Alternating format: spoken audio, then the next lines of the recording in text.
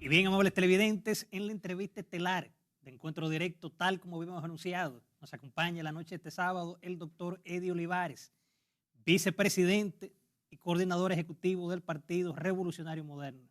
Doctor, bienvenido. Contentísimo de estar aquí con ustedes. Eh, en esta etapa creo que no había estado en el programa, pero muy contento. Gracias, doctor. Doctor, ¿qué opinión le merece la información sobre este tema de la trata de personas, tráfico ilícito de inmigrantes, que fue retirado momentáneamente por el Congreso de la República? Bueno, la trata de personas humanas es un flagelo terrible para la humanidad. Es un crimen abominable. Y siempre se ha procurado su castigo. Era muy permisible por parte de los estados hace algunas 2 décadas, pero en los últimos tiempos se ha convertido en un tema de derechos humanos importantísimo. Y por lo tanto, cualquier iniciativa que implique el castigo de ese crimen es importante. Y aun que las Naciones Unidas haya tomado medidas para este caso, es importantísimo. Hay que ver lo que ocurría con muchas dominicanas que iban, la llevaban a veces engañadas a prostituirse a Europa o aquí en América y hasta Haití. Entonces, ese tipo de crimen es dañino, pero de un nivel terrible. Por lo tanto, siempre eso es bueno. Lo que resulta complejo es cuando se mezcla con el tema migratorio. Y yo pienso que lo más importante es que se maneje con filigrana, que eso se establezca muy claramente el tema de la trata de personas con el tema migratorio, de modo que una cosa no arrastre a la otra. Pero no podemos darle la espalda a la importancia que tiene castigar, castigar la trata de personas humanas, impedirla y proteger a quienes hayan sido afectados por este terrible crimen. ¿Y qué opinión le merecen entonces esas personas que están diciendo que lo que se busca es impulsar acciones para permitir en República Dominicana campos de refugiados y también a propósito de la crisis que en estos momentos sacude a nuestro vecino país de Haití, que en cierto modo sería uno de los grandes beneficiados, dadas las situaciones que se vienen dando en la frontera de irregularidad, del tráfico de indocumentados, todo eso? Hay que procurar que el tema no implique la posibilidad de que esas advertencias se materialicen. La verdad es que la República Dominicana de ninguna manera puede ser campo de refugiados, ni lo será tampoco. El presidente, el compañero Luis, lo ha dicho varias veces, de modo que eso no va a ocurrir de ninguna manera. Yo pienso que lo más importante es que esa iniciativa que fue retirada del Congreso Nacional, como ustedes señalaban, que en cualquier circunstancia en la que retorne al Congreso Nacional sea exclusivamente para el tema de la trata de personas humanas con una,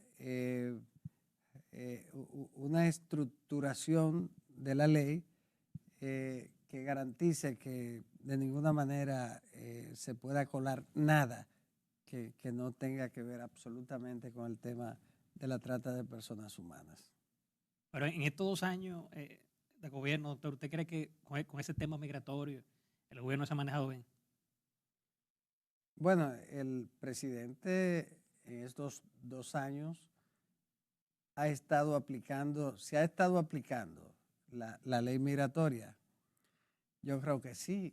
Y si usted lo compara con lo que ocurrió desde el año 2004 hasta que producto de la presión que produjo la misma sentencia 168, hasta ese momento la ley migratoria no había sido aplicada en el país.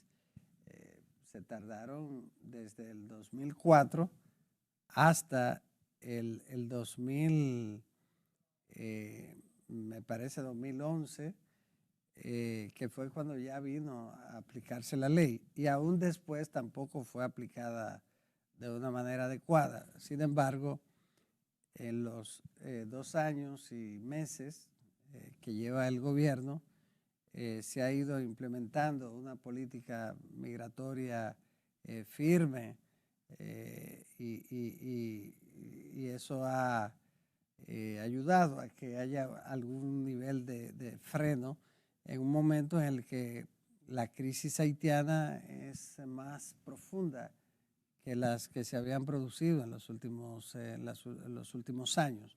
De modo que sí, yo considero que ha sido una política bien implementada y que el presidente ha dado muestra de su firme voluntad de garantizar que los ciudadanos haitianos, los vecinos, estén del otro lado y nosotros aquí de este lado, sin tampoco usted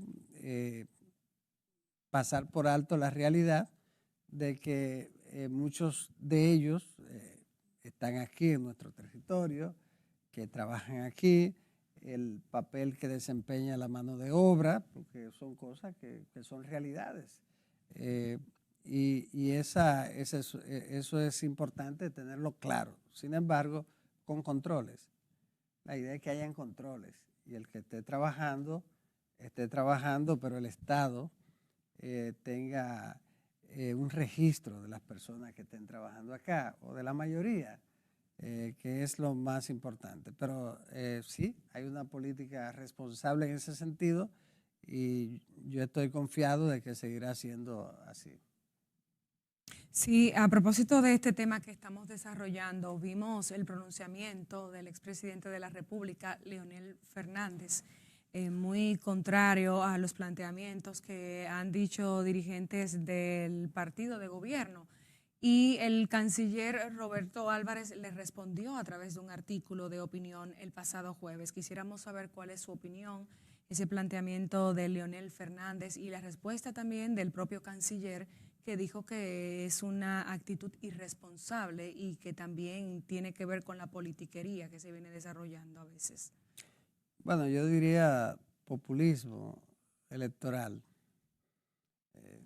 la demagogia propia de una etapa de la campaña que va en proceso de intensificarse. Estamos en el año preelectoral. El presidente Fernández está luchando para construir un partido, para participar de la manera más exitosa posible en las elecciones del año 2024. Y estos son temas importantes para tratar de captar electores. Y el presidente Fernández vio que iban a retirar el proyecto y entonces precipitó una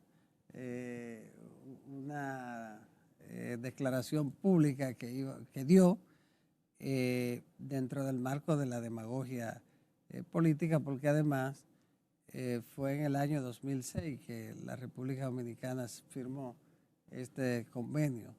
Y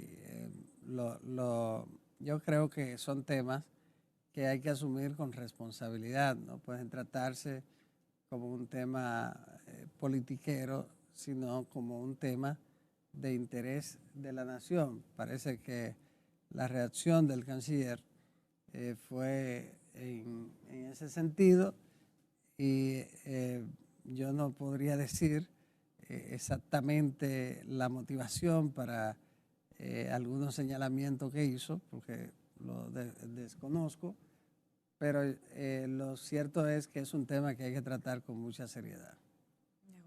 Sin embargo, doctor, en ese proyecto de ley, lo que señalaban como muchos juristas, que eso era como, iba a ser nocivo con el tema migratorio, porque podía darle paso a que todos esos inmigrantes cruzaran la frontera. O sea, que tenía su parte negativa ese proyecto de ley. Bueno, siempre hay la posibilidad de que en un tema que de alguna manera se relaciona con la migración, podría ser que se cuelen personas aprovechando algunas disposiciones de la ley. Eso ocurre. Pero lo más importante es que la ley garantice que haya controles efectivos en lo que tiene que ver con el tema de la trata de personas humanas, y eso perfectamente se puede garantizar. Que haya generado un gran interés de parte de la opinión pública, eso es importante y conveniente. La opinión pública siempre tendrá un rol fundamental en decisiones como esa, decisiones de alta trascendencia, y eso es lo que ha ocurrido, y hay que verlo como algo normal y muy positivo que tengamos un presidente que escucha a la gente. Y hay que tomar en cuenta también que se trata de un tiempo en el que los gobiernos tienen un alto manejo basado en lo que piensa la gente. Ya no se trata de que la opinión pública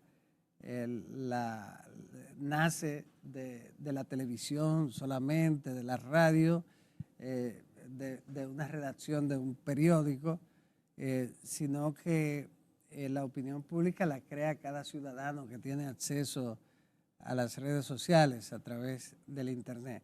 Entonces, los gobiernos, todos, han tenido que adaptarse a esa realidad, y en el caso del presidente, el compañero Luis Abinader, es un gobierno consultivo, y cuando la opinión pública expresa su opinión a través de las redes y los medios clásicos de comunicación, él los escucha. El problema que teníamos hace un tiempo, durante los 16 años de gobierno hegemónico del Partido de la Liberación, era que en los primeros 8 de esos 16 teníamos un presidente que estaba en el Olimpo mientras los ciudadanos andábamos en la tierra, y por lo tanto no podía escucharlo tan lejos en el Olimpo como estaba. Y luego vino un presidente sordo que no escuchaba, gobernaba sin escuchar, y pedíamos que el presidente escuchara. Ahora tenemos un presidente que escucha y toma sus decisiones en sintonía con la opinión pública en los casos que debe hacerlo. Bien, doctor, con su permiso y de los amables televidentes, nos vamos a una pausa comercial y en breve volvemos con la entrevista estelar de Encuentro Directo. Continuamos conversando con nuestro invitado de la noche, un invitado de lujo, Eddie Olivares, vicepresidente del PRM y también exmiembro de la Junta Central Electoral. A propósito, doctor, hemos visto algunas acciones por parte de los partidos. ¿Cómo evalúa usted de ese proselitismo que mucha gente entiende que está fuera de los plazos? En algún momento usted se quejó amargamente por eso, por parte del Partido de la Liberación Dominicana y de la Fuerza del Pueblo. ¿Cree usted que estas dos organizaciones se alinearon un poco para cumplir con lo que manda la ley? El Partido de la Liberación Dominicana, semanas después de la toma de posesión del compañero Luis Abinader, inició ya sus actividades de pre-campaña y recuerden que en una reunión del comité político o del comité central anunciaron el inicio de la pre-campaña para escoger su candidato presidencial.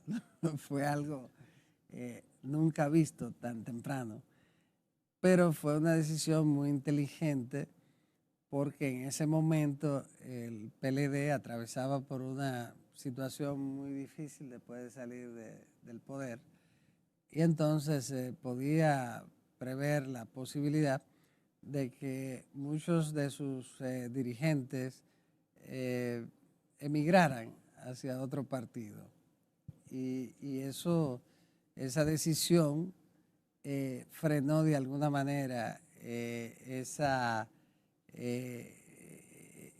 situación sumamente compleja en relación con una especie de pérdida intensa de militantes y dirigentes. Entonces, como 8 o 10 de sus principales dirigentes salieron a la calle a conquistar nuevos afiliados, a integrar nuevos y a frenar algunos que tenían la maleta hecha para irse. Eso dio un excelente resultado y el PLD se mantuvo relativamente fuerte. La Junta lo permitió y ellos entonces organizaron al margen de la ley su proceso de escogencia del candidato.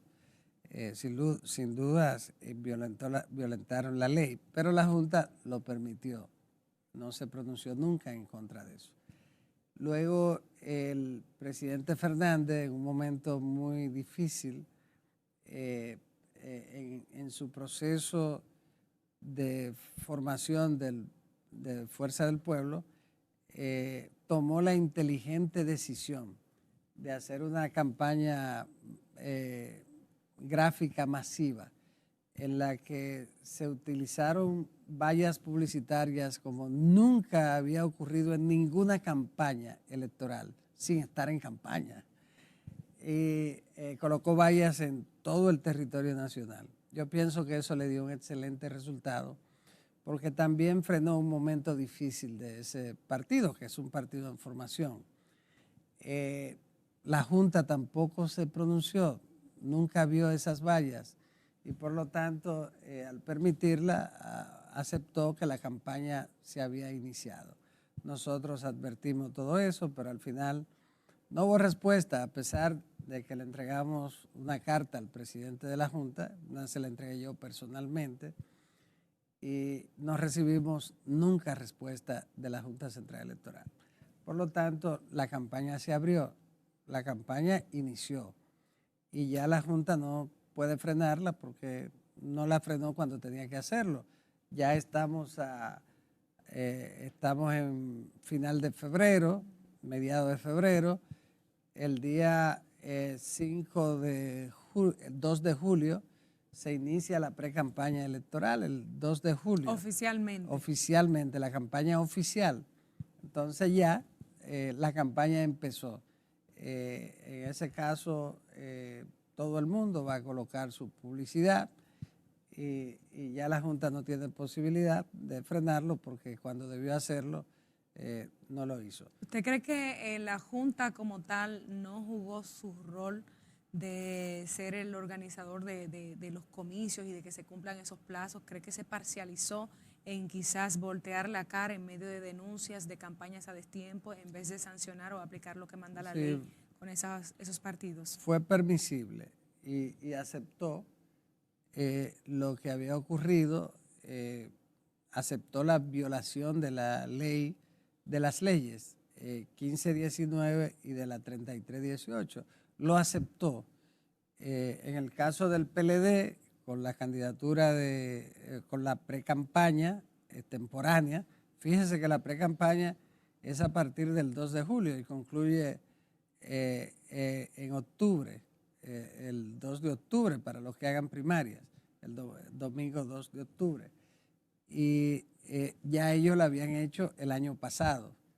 Entonces, y en el caso de la publicidad, del presidente Fernández, eso está claro, una publicidad disfrazada de institucional, cuando se trataba de una publicidad de proyección de la candidatura del presidente Fernández. En ese sentido, fue muy permisible para yo no utilizar otra palabra, como usted señalaba. No voy a hablar de complicidad ni nada de eso, sino de que la Junta decidió aceptar eso y no actuar frente a la violación de la ley. Ya lo más importante es tratar de que haya mayores controles en lo que tiene que ver con la campaña electoral, y fíjese que por primera vez quien procura por primera vez en la historia del país que las cosas se hagan bien es el propio partido oficial, es el propio partido de gobierno. De modo que el proceso tendrá para la Junta Central Electoral la fortuna de que el partido de gobierno va a estar a su lado para garantizar que se cumpla con los 4 pilares básicos que manda la Constitución en el artículo 211, la celebración de las elecciones. Debe ser elecciones libres, democráticas, objetivas, transparentes y equitativas. La equidad en la campaña es la garantía fundamental para que sea íntegra, porque si la competencia es más o menos en igualdad de condiciones, si no se usan recursos, bienes del Estado, como hay la decisión de parte del presidente de la República y del partido de que no se usen, entonces hay un mayor nivel de equidad en el proceso. De modo que por primera vez el partido oficial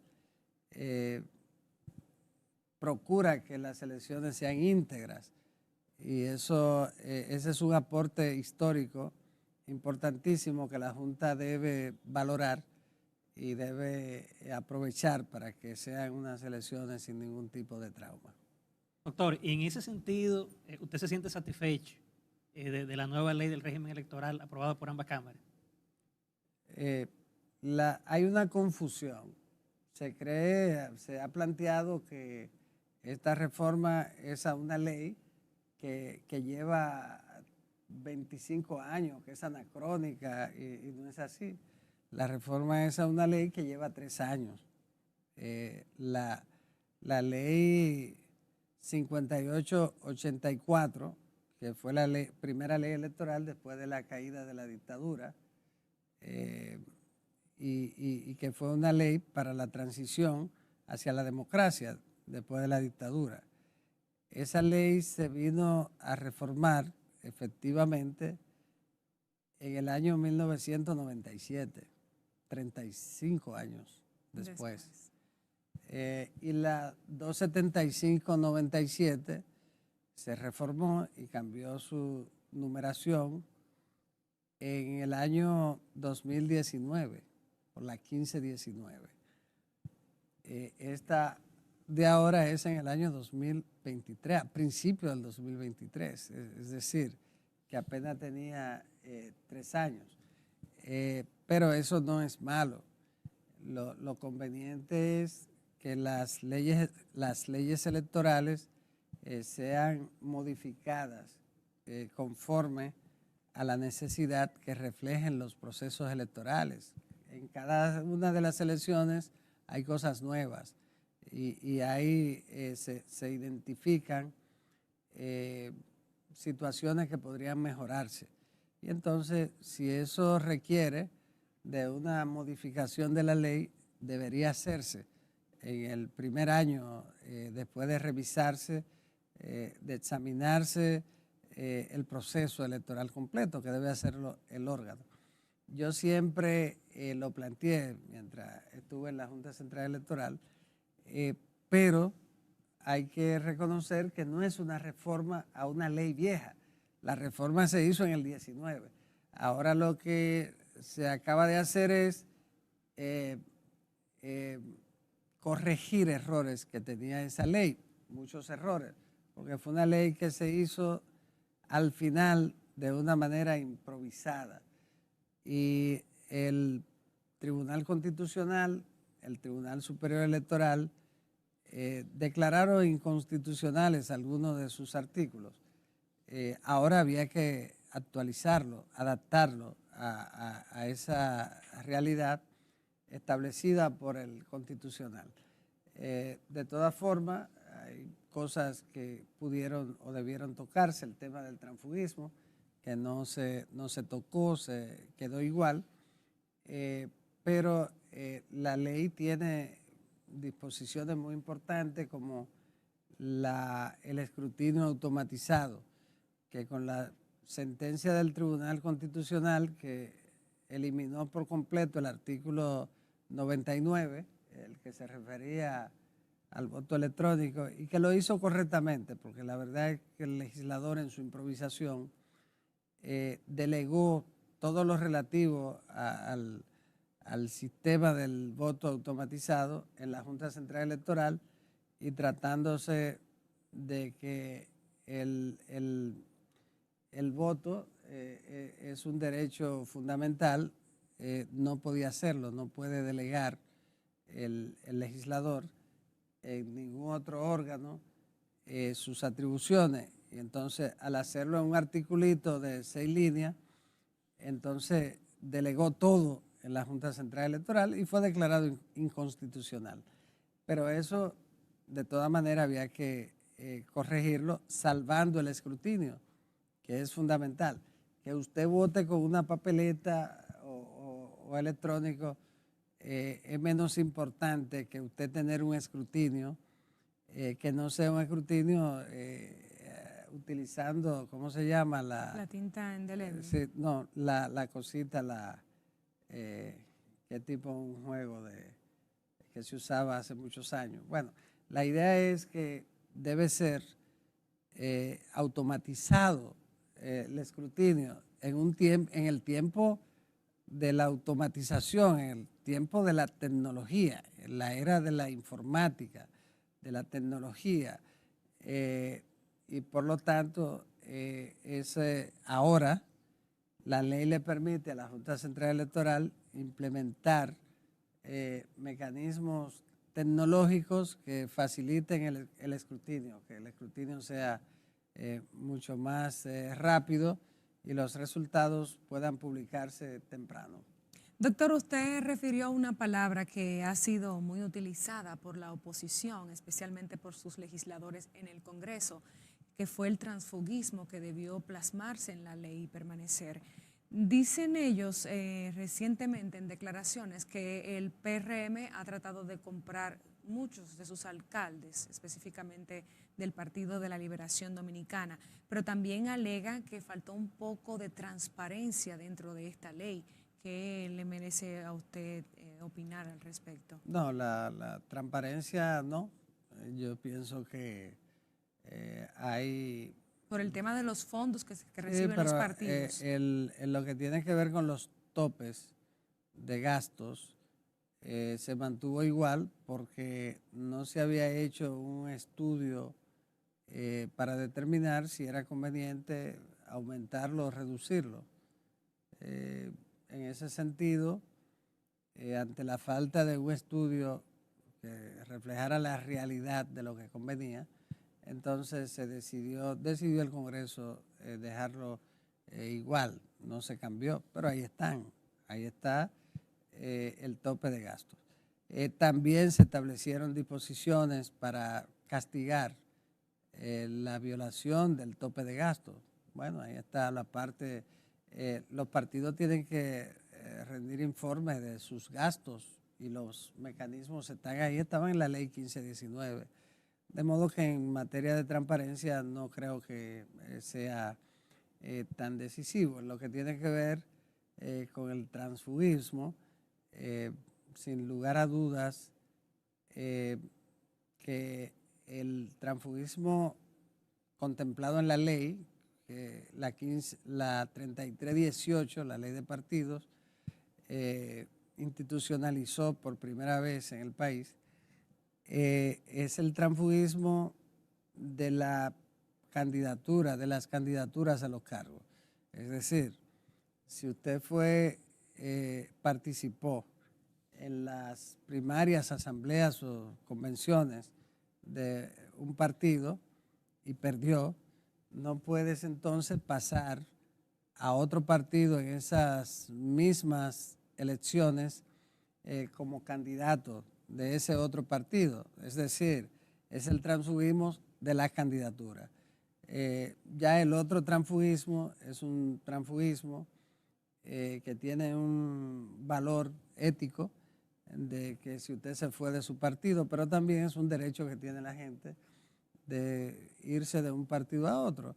El cuestionamiento es cuando se trata de alguien que ocupa un cargo de elección popular. Ese es el transfugismo. Pero el transfugismo no tiene castigo, es un castigo moral. Y en el caso de quien ocupa un cargo de elección popular, tampoco puede el partido reclamar el cargo como suyo, porque la Constitución de la República establece que el cargo es el producto de la voluntad de los ciudadanos electores y no hay mandato imperativo tampoco. Es decir, que el representante se debe al pueblo, a sus electores. De todas formas, el tema de que alguien que ha participado en unas elecciones internas de un partido no pueda en las mismas elecciones ir a participar en otro partido, eso es correcto que sea impedido. Pero la redacción de la ley de partidos fue una redacción defectuosa y entonces el Tribunal Superior Electoral sobre esa base permitió que el presidente Fernández y otros candidatos de Fuerza del Pueblo pudieran, después de haber participado en las primarias del Partido de la Liberación Dominicana, participar en las de Fuerza del Pueblo. Pero es un tema que hay que actualizar conforme a ese criterio del Tribunal Superior Electoral. Bien, doctor, solo nos resta agradecer su participación. Muchísimas gracias. Un gratísimo placer y siempre a las órdenes. Le deseamos buenas noches, doctor. Muchísimas gracias. Gracias, doctor. Y bien, amables televidentes, nos vamos a una pausa comercial y en breve retornamos ya a la rectica final de Encuentro Directo.